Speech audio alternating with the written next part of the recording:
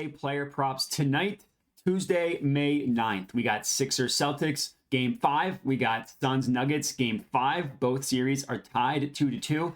You're going to be watching them, and I was nice enough to give you a player prop to hammer for each game tonight.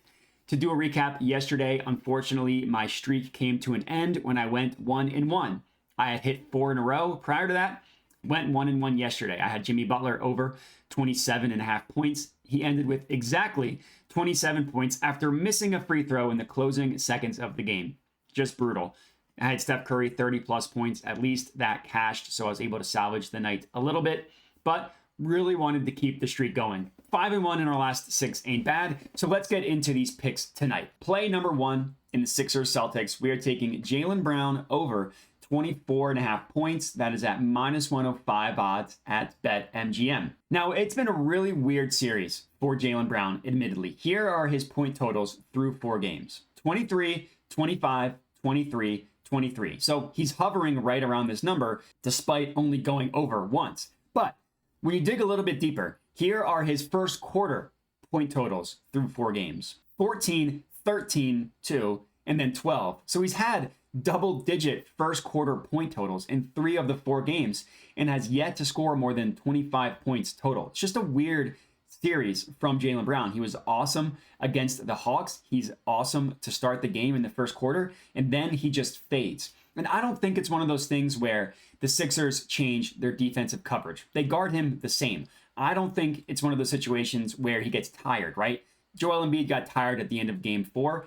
I don't see that happening from Jalen Brown. He takes the James Harden assignment, sure, but he's still got plenty of juice in the tank, and I don't really understand what's happening there. What I do know is that after game 4, a game in which he only attempted 5 field goal attempts in the second half, after the game, he said that he needed to demand the ball more. That's what Jalen Brown came out and said after the game.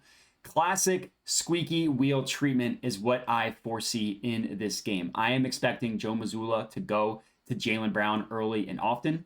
With the Sixers having Tyrese Maxey and James Harden on defense pretty much the entire game, there's always going to be someone to attack on the Sixers defense. I think Jalen Brown is going to have it in this game. He also averages a slight uptick at home in his scoring so far in the playoffs. Honestly, I don't hate Jalen Brown 30 plus points plus 240 odds at FanDuel if you want to get a little crazy, but we are officially going to be tracking over 24.5. Again, that's at -105 odds at BetMGM. Play number 2 in the Suns versus Nuggets. We're taking Nikola Jokic over 55.5 points, rebounds, assists, plus 123 odds at BetRivers. It had been a couple days since I've had a plus money banger. I had 2 plus money bangers on Saturday, haven't had one since, so I needed to change that.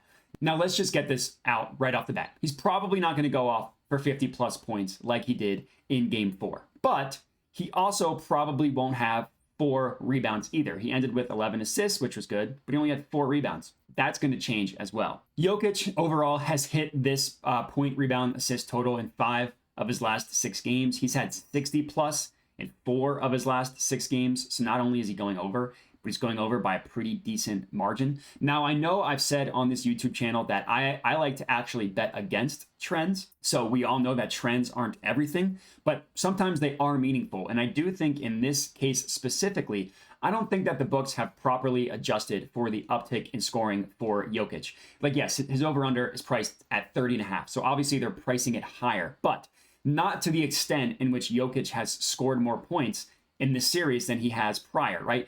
Jokic is classic in that if he doesn't need to be aggressive, he won't. In the Timberwolves series, he only had 1 game in which he really went off, and he had 43 points. Other than that, pretty modest scoring from Jokic. But this series, he's had 30 plus points in 3 of the 4 games. And the 1 game he didn't was the game that the Nuggets happened to win pretty easily, right? He had 24 points in game 1.